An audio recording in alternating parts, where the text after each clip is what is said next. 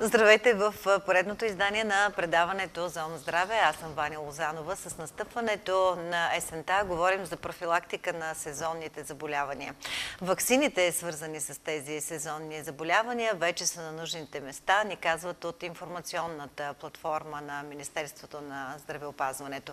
Последните месеци, последните 3 месеца, октомври, ноември и декември на годината са най-подходящите за вакциниране, тъй като обикновено пикът на епидемията от грип, особено през последните години, е средата или края на януари. Всичко това, което казвам, беше повод да поканя доктор Таня Перчемлиева от РЗИ Стара Загора да поговорим за ваксините, за времето за вакциниране, за епидемичната обстановка в страната и всичко нужно, което тя прецени като професионалист. Добре дошла, доктор Таня Перчемлиева. Благодаря, добре заварили. По повод това, което започнах, може би от там, за това сезонните заболявания, какво предполагат профилактиката за тези заболявания, по-скоро какво предполага.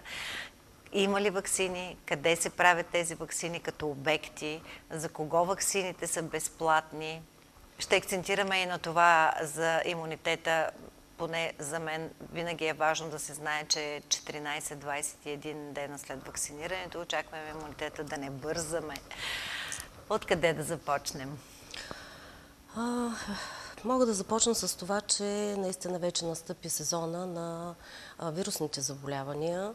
Не съвсем интензивно. Очакваме го в областта да настъпи едно трайно увеличаване на заболяванията от респираторни заболявания, грип, някъде към средата на ноември, края на ноември, обикновено декември месец вече наистина установяваме циркулация на грипен вирус, а преди това обикновено се появяват парагрипните вируси, появяват се другите респираторни вируси, които също не са толкова маловажни и протичат като клиника, особено при децата, протичат и по-тежечко.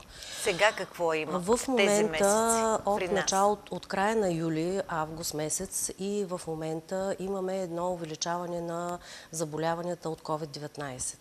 Наистина този подем е интензивен, бих казал, защото през първата половина на лятото имахме регистрирани единични случаи на COVID-19, но ето сега от месец август, при положение, че юли месец имахме само 14 регистрирани случаи, сега август месец 120 и септември месец 127.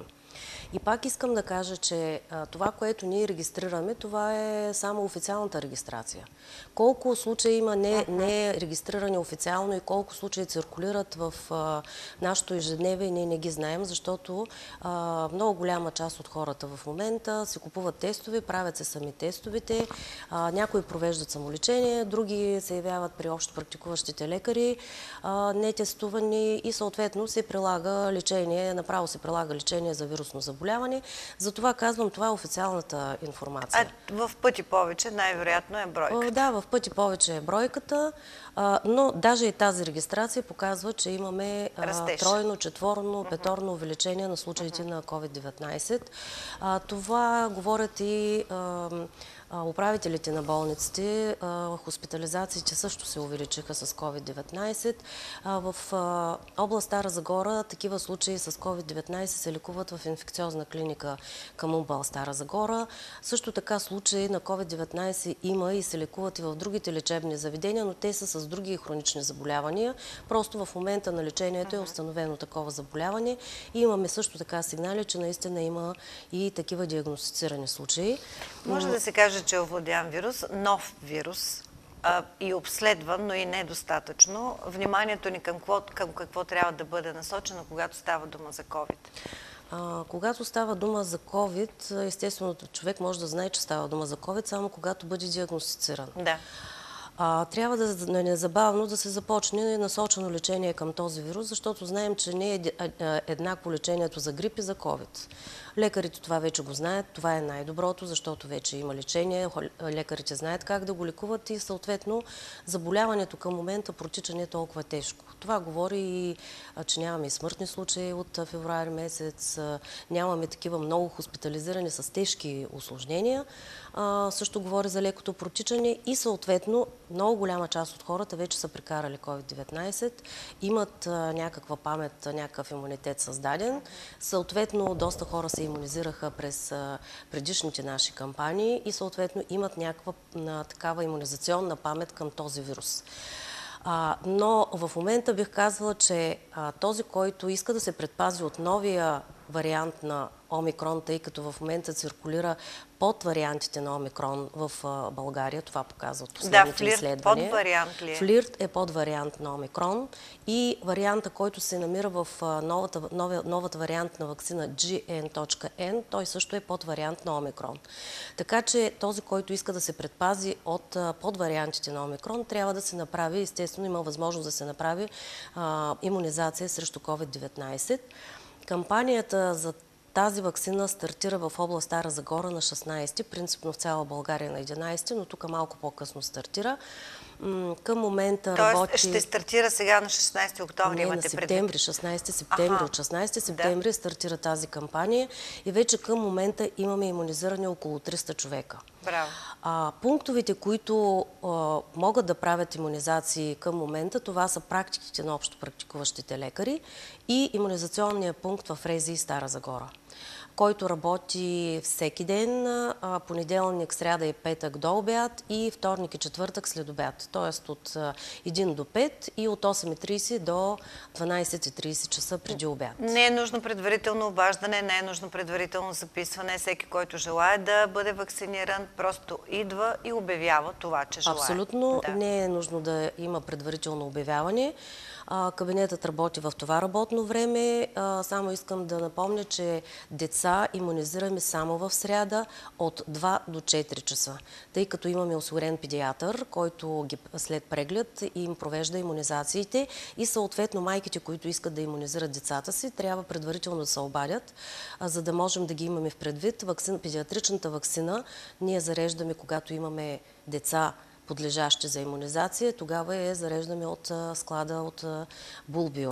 Така че само при деца ние искаме да имаме предварително планиране, за да може да се имунизират и да няма проблем да дойдат и да ги върнем. Деца и COVID вакцина. Да ми кажете каква е спецификата там? Спецификата е абсолютно, щамовите са същите, само че дозировката е друга и съответно вакцината е педиатрична. Има 3 вида педиатрична вакцина, два вида педиатрична вакцина. Това е вакцина, която се прилага от 6 месеца до 4 годишна възраст и от 5 годишни до 12 годишна възраст. Вакцината, която е за възрастните, тя е над 12 годишна възраст и може да се прилага до най-възрастните. Така че вакцините са 3 вида, но за децата са 2 вида и затова предварително трябва да знаем детето на колко години е, майката да е заявила желание за имунизация на детето и съответно ние ги записваме и всяка сряда ги планираме за имунизация. За назален спрей ваксина изчетох, става дума за грип, вероятно, противогрипна. Не, става въпрос за против COVID, ваксина срещу COVID-19, която не е назална ваксина, която е инжекционна форма. Да. Така че говорим в момента само за COVID-19. Да, но няма назална, т.е. искам да кажа, че възрастните хора, които по някакъв начин са възпрепятствани да се имунизират при общо практикуващите лекари или пък искат при нас да се имунизират, могат да се закупят ваксината, да я транспортират при хладилни условия и съответно ние като им приложим противоковидната ваксина, на другата ръка ще приложим и противогрипната ваксина. Тези две ваксини са съвместими. Добре. Изчерпахме ли ваксина против COVID или има какво да допълним? Засегнахме децата, засегнахме възрастните, защото искам да говорим и за противогрипната ваксина, да. И изобщо за това, относно грипа, какво можем да очакваме. Не, че го искаме, но то се случва и без да го чакаме идва. След COVID-19, след епидемията на COVID-19, която беше много тежка и сложна, грипните вируси някъде останаха в сивата зона. Но, за съжаление, вече като преминаха тези големи епидемии, грипния вирус набра своята сила. И даже грипните епидемии, понякога заболяването грип протича много по-тежко, отколкото COVID-19 към момента. И пак за това ние говорим, епидемиолозите, че предварително е необходимо да се подготвим за тези вируси. И предварителното подготвяне, това не е само да си купуваме препарати, медикаменти, които повишават по друг начин имунитета, но единствената специфична защита срещу това заболяване, това е вакцинацията. Проверила съм в аптеките, има ваксини срещу грип, така че се продават такива ваксини и спокойно вече хората могат да предприемат закупуването им и имунизацията срещу грипа. Но пак трябва да знаят, че след като се имунизираме, трябва един кратък период, в който да се образува този имунитет, да се изгради този имунитет. Това е някъде около 15-20 дена след вакцинирането. Тогава вече можем да очакваме, че сме защитени, да речем, в 70-80% от заболяването, но и се защитаваме, пак казвам, не толкова от заболяването, от тежките форми на грипа, т.е. усложненията и смърт. Това е целта на тези препоръчителни ваксини. Не е, че няма да се разболеем от грип. Да, можем да се разболеем, но съответно ще го прекараме по-леко, отколкото другите, които не са подготвени за грипа.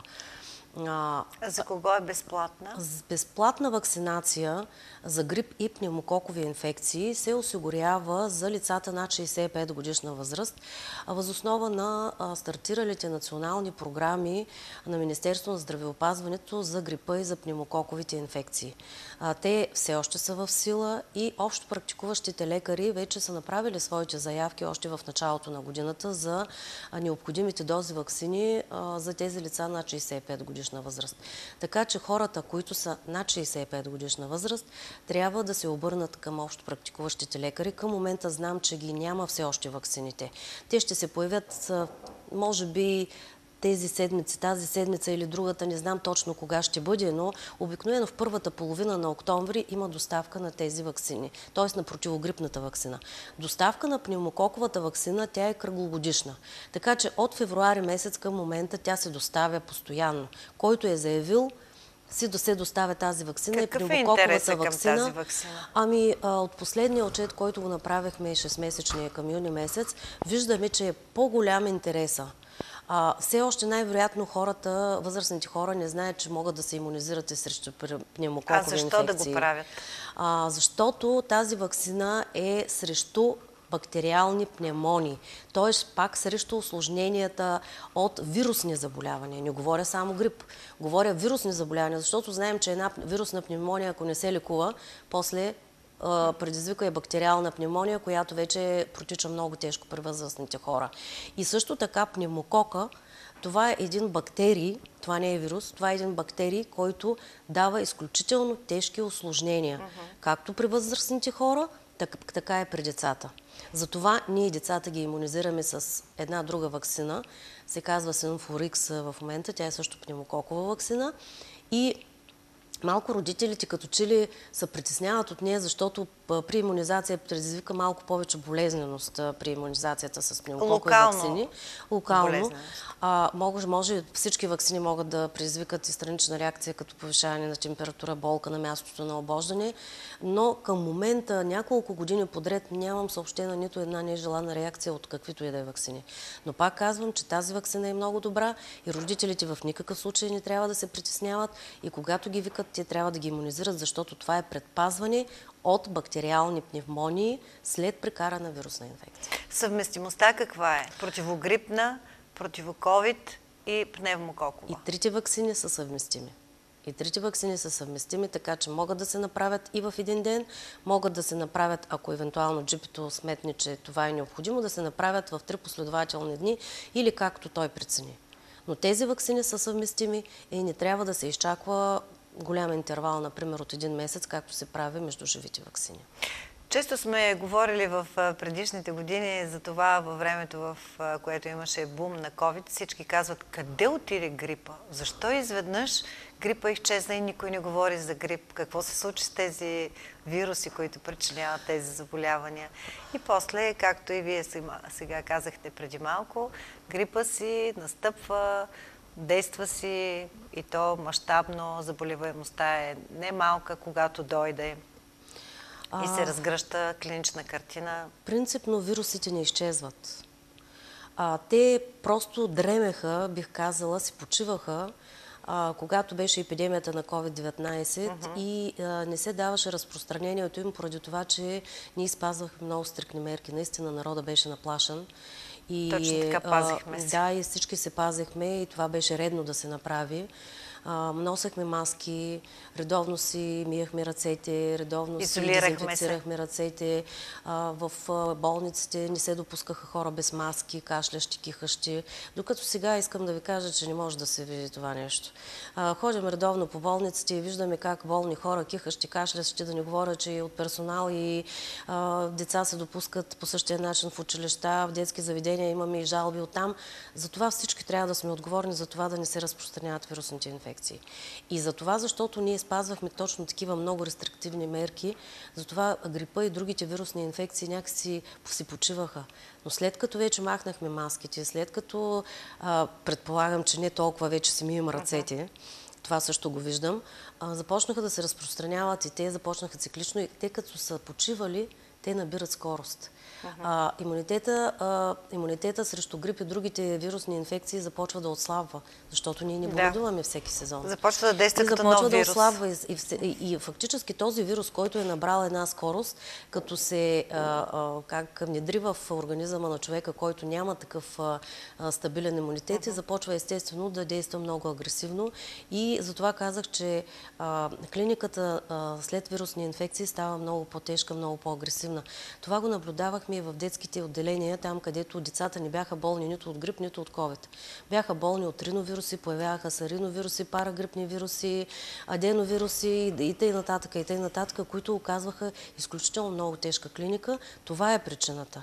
И за това не трябва да си мислим, че съществува само грип или само COVID. Съществуват много други вируси. От тези вируси трябва естествено да се пазим, и то как да се пазим, просто да сме по-отговорни, да не си водим децата болни в училище, в детски градини.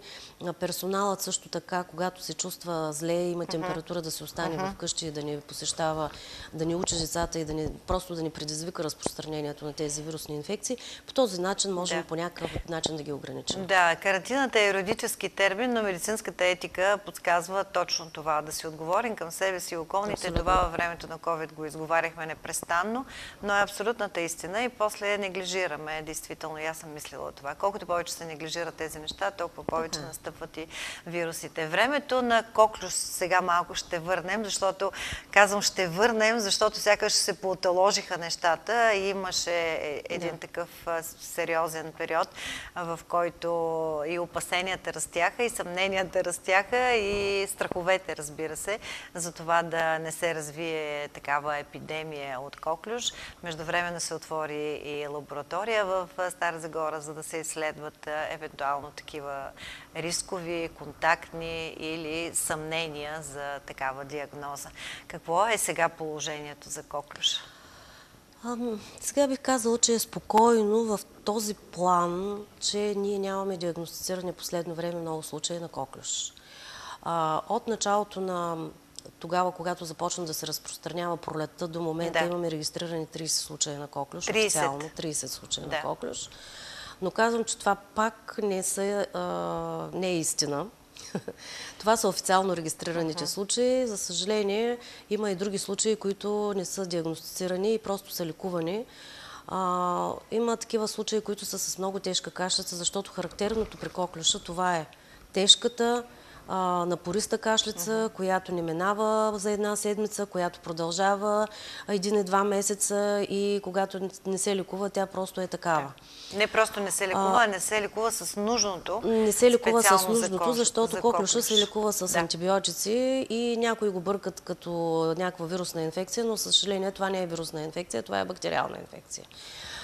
Още в началото, когато Министерството на здравеопазването обяви, че само една лаборатория, която може да изследва коклюш, така може да се каже, че и ние говорихме с тях, защото УМБАЛ Стара Загора има прекрасна лаборатория, вирусологична лаборатория, с която отговаря абсолютно на всички изисквания и си имаме прекрасен специалист, който може да работи абсолютно всичко вирусологично и сирологично, което също е един плюс за областта. Тогава наистина Министерството на здравеопазването предприе мерки за разкриване на няколко лаборатории в цялата страна, за да е по-удобно за хората, за общо практикуващите лекари, за да бъде своевременна и точна диагностика. Това беше една от нашите лаборатории в Стара Загора. На УМБАЛ тук се изследват няколко области, носят пробите и изследванията, искам да кажа, че са безплатни. На общо практикуващите лекари бяха закупени и проветки специални, бяха раздадени по места, за да им е по-удобно и когато идва такова дете, което е характерни оплаквания за коклюш, за да може веднага да се вземе пробичката и съответно чрез нас, чрез РЗИ Стара Загора, да бъде доставена в тази лаборатория. Пак казвам, че тези проби са безплатни, тези, които се вземат от общо практикуващите лекари, са безплатни и ние имаме възможност да правим все още безплатна диагностика. Естествено, имаме много такива случаи, които пък ги препращат в частни лаборатории и съответно там вече е друг случай, но те постъпват при нас, естествено, с бързи известия и ние ги регистрираме. Затова имаме все още такава възможност. Единични са случаите. Според това, което имаме като данни, обстановката е спокойна, но не трябва да ни успокоява. Точно така, защото ако го има, трябва да се изолират съответните случаи. Ние за това говорим надълго и на широко за тази опасност, реално, която съществува потенциално, защото е нужно да се вземат мерки, за да се ограничи. Абсолютно, и срещу това заболяване имаме имунизация. Има ваксинопрофилактика и затова сме епидемиолози, да установим каква е причината. Ако това дете има данни за имунизация, а пък то боледува, каква е причината? Тук възниква един много голям въпрос, който аз просто се съмнявам в много неща. Така че задължително, когато детето е вакцинирано, задължително трябва да се направи такова изследване, ако има съмнение за коклюш. В имунизационния календар на България кога се слага тази вакцина? Тя нали е задължителна? Всички вакцини в имунизационния календар са задължителни в Република България. Вакцинацията срещу коклюш, благодарение на промените в тази година в Наредба 15, се започват от 1 месец и половина. По-рано беше от 2 месеца, сега вече се започват от година и половина. Коклюшната компонента е в 6-компонентната вакцина. Тоест вакцината срещу дифтерия, тетанус, коклюш, полиомиелит, хемофилус инфлуенца и хепатит Б. Тя се прилага до 1 годишна възраст в 3 приема през 1 месец, след което реимунизация има от 16 месеца до 2 годишна възраст има реимунизация с 5-компонентна вакцина. Следващия прием е на 6 години с 4-компонентна вакцина и последния прием е на 12 години с 3-компонентна вакцина. Така че има достатъчно възможности детето да бъде имунизирано и ревакцинирано, за да не се разболее от коклюш.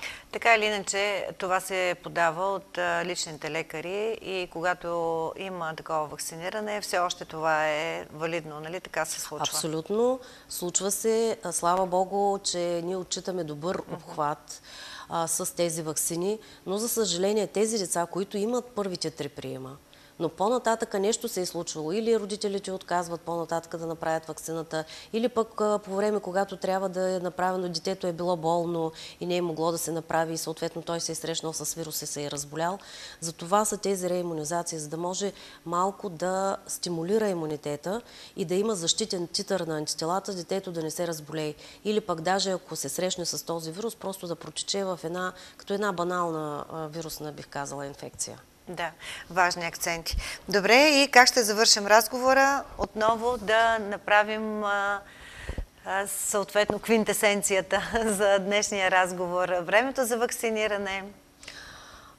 Да, призовавам всички, които искат да се предпазят от поне тези инфекции, които ще циркулират и циркулират COVID-19, противогрипната вакцина, имунизациите, които са в редовния имунизационен календар на Република България.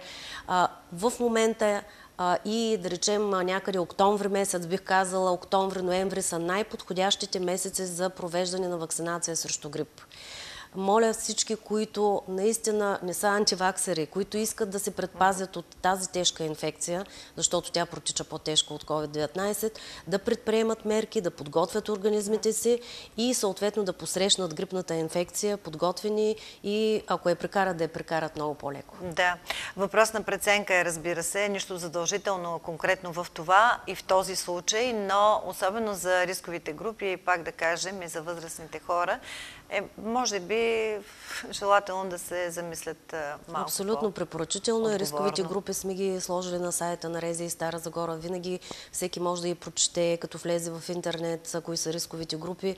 Затова наистина всеки, ако не е наясно, не да много да чете най-различни други непроверени сайтове, а да се обърне към личния си лекар, ако трябва да се обади на нас, на епидемиолозите, и да попита нещо, ако го притеснява. Да изясним точно тези точки на колебания и вече той сам да прецени какво да направи. В никакъв случай да не се доверява на непроверени източници и на съседи, и на хора, които не са лекари, не са компетентни да дават такива мнения. Благодаря сърдечно за професионалното мнение. Моля. Доктор Перчемлиева, доктор Таня Перчемлиева, директор на дирекция Надзор на заразните болести, гост в предаването Зона Здраве. Благодарим на всички, които бяха с нас. Вярвам, че сме били полезни. Бъдете здрави!